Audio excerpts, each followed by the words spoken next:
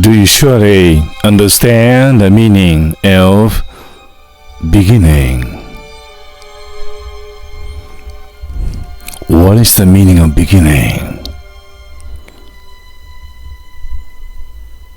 To live is to start something essential.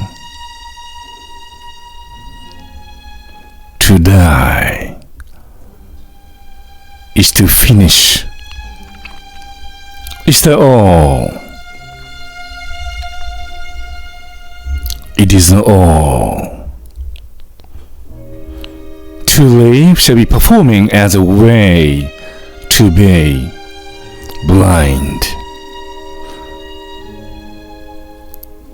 You start becoming blind yourself, little by little, day after day, week by week, month by month, year by year, you'd experience how you are blind. You call it human life. On the other hand,